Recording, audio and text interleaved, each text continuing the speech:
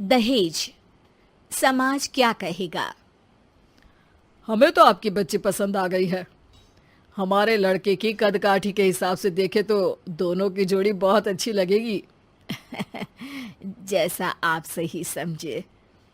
बेटा योगेश, तुम दोनों को अगर टाइम चाहिए तो आपस में अकेले में कुछ बात कर सकते हो। हम बाहर चले जाते हैं।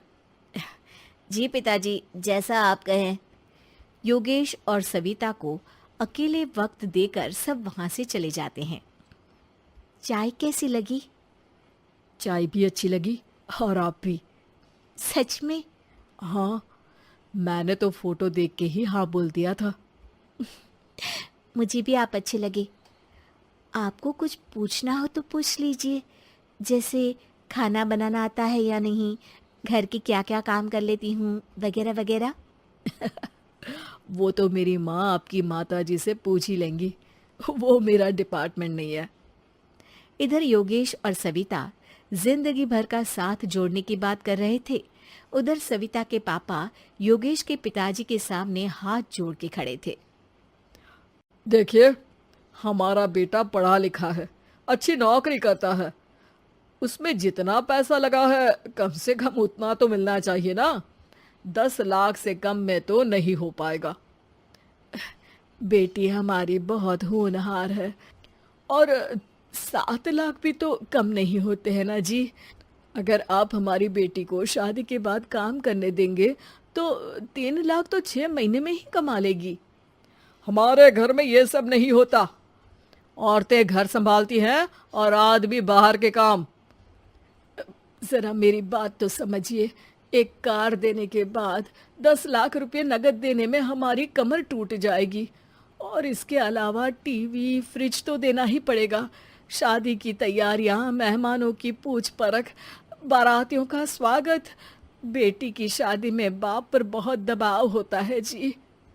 देखिए, हमारा बेटा कोई दुकान में रखी चीज नहीं है जिसके ऊपर हम भाव ताव कर सके और आप उसे कम दाम में खरीद लेंगे। 10 लाख से एक भी रुपया कम नहीं होगा। ठीक है, जैसा आप कहे जी, पर आधा पैसा अभी और आधा कन्यादान के वक्त दे देंगे। अरे, इसमें भी किश्त मांग रहे हैं आप? हमने तो सोचा था कि अच्छा परिवार होगा आपका। अच्छा ही परिवार है देवनाथ जी, पर पैसों की थोड़ी तंगी है ना, वरना सब ठीक ही है हमारे परिवार में जी। देवनाथ वहां से अपने बेटे योगेश को लेकर चले जाते हैं और कुंडली मिलवाई जाती है। 36 में से 32 गुण मिलते हैं। जल्दी शादी का मुहूर्त भी निकल आता है। अब कन्या को बुलाइए। आओ बेटी, यहाँ बैठो, योगेश की बाई और। मंत्रोच्चार शुरू करते हैं। मंगलम भगवान विष्णु मंगलम गरुड़ध्वजा मंगलम। सविता के पापा सविता और योगेश के बीच में जाकर बैठ जाते हैं। बेटी, तेरी माँ को यहाँ बैठना था, पर तेरी विदाई नहीं देखना चाहती होगी शायद, इसीलिए पहले ही चली गई। बाबा, हंसी खुशी का माहौल है, रोने का समय तो विदाई के वक्त होता है ना, तब ये इमोशनल अत्याचार कर लेना। अभी तो मुस्कुराइए, कैमरा आसपास ही है। तभी पीछे योगेश के पिताजी आ जाते हैं। अभी तक पैसे नहीं आए आपके यहाँ से? उठा लूं क्या बेटे को? आते ही होंगे, मैंने अपने छोटे भाई को व्यवस्था करने के लिए कह दिया था। अरे तो जल्दी कराइए ना, वरना देर हो जाएगी। समझ रहे हो ना आप? योगेश और सविता दोनों एक दूसरे की तरफ देखते हैं। सविता चाहती है कि योगेश कुछ बोले, पर योगेश अपना मुंह दूसरी तरफ फेर लेता है। पापा, कितने पैसे की बात की है आपने? अरे बेटी, तुझे इससे क्या मतलब? मेरी डील की है ना, तो मुझे तो पता ही होना चाहिए। कन्यादान की विधि शुरू करेंगे। तभी योगेश के पिता वापस वहां आ जाते हैं। पैसे देते हैं या बेटे को उठवा लूं? मैं आपके हाथ जोड़ता हूँ जी, थोड़ा सा इंतजार कर लीजिए। देवनाथ वहां से चले जाते हैं। तुम अपने पिताजी से कुछ कहते क्यों नहीं? उनके सामने कोई आवाज नहीं उठाता। ऐसा नहीं है, कोई तो उठाएगा ही। तभी वहां सविता के चाचा एक बैग लेकर आते हैं और सविता के पापा को देते हुए कहते हैं, 9 लाख ही हुए। आत्माराम इशारा करके योगेश के पिता को वहां बुलाते हैं। क्या? सिर्फ 9 लाख? बाकी 1 लाख कहाँ है? नहीं हो पाए जी, शादी के बाद कर देंगे। अरे आप बात से पलट रहे हैं। जल्दी से अभी के अभी पूरे पैसे लाइए, वरना बेटे को उठाऊं क्या?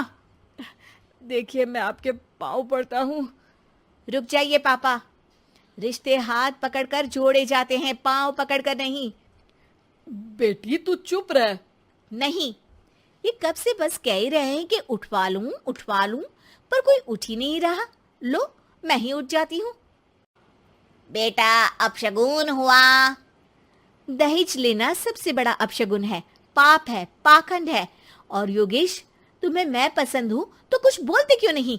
और तुम्हारे पिताजी, अरे देवनाथ जी, आपके नाम में ही बस देव है, काम तो आपके असुरों जैसे हैं। पर गलती आपकी नहीं, गलती मेरे पिताजी की है, जो आप जैसे लोगों को घर की दहलीज भी चढ़ने देते हैं। लेकिन एक बात साफ है, मैं आपके घर की दहलीज कभी नहीं चढ़ूंगी। अरे बेटा, समाज क्या कहेगा? यही कहेगा कि सविता के भीतर की माँ दुर्गा जाग गई थी, जिसने पापा के खिलाफ, गलत के खिलाफ आवाज उठाई। आसपास के लोगों ने जोरदार तालियां बजाई। समाज की तालियों से पता चला कि समाज क्या कहेगा। समाज ने सविता की बात को स्वीकार भी किया और उसको अपने सर आंखों पर भी बिठा लिया। सविता के पिता में हिम्मत जागी और उन्होंने कहा, देवनाथ जी, आप कह रहे थे ना बेटे को उठा लूं क्या? उठा लीजिए। हमारी बेटी को आपका लड़का पसंद नहीं है और हमें आप